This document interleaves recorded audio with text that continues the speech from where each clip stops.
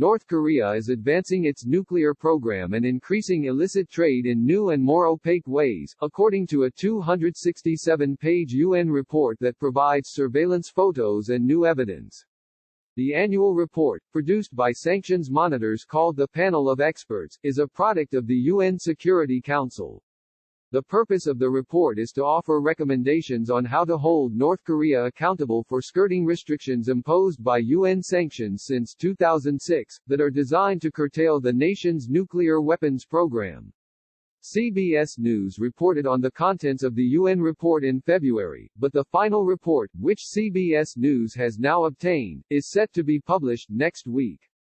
Nuclear program and ballistic missiles. The report claims North Korea has not halted its illicit nuclear and ballistic missile programs, which it continued to enhance, in violation of Security Council resolutions, and that it continued to develop infrastructure and capacity for its missile program.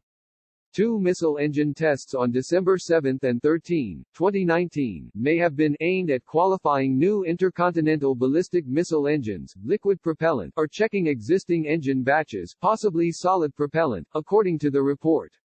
But either way, the report concludes, they point to a new phase in the ballistic missile program.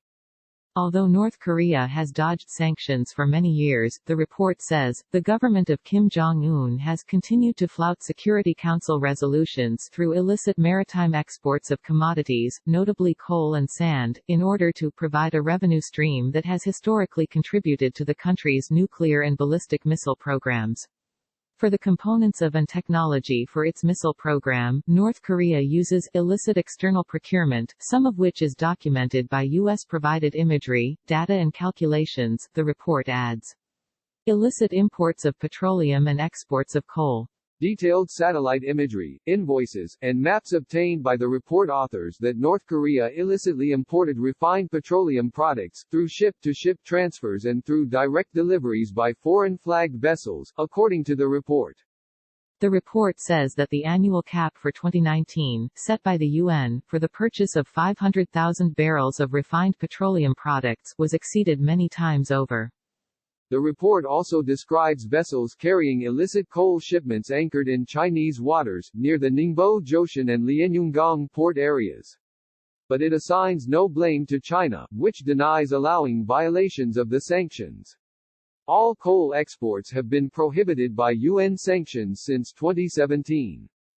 The rationale for the deliveries to these ports, the report says, rather than ports previously used in the Gulf of Tonkin, has the advantage for the Democratic People's Republic of Korea of making deliveries more cost-effective, and likely contributes to reducing the country's vessels' exposure to scrutiny.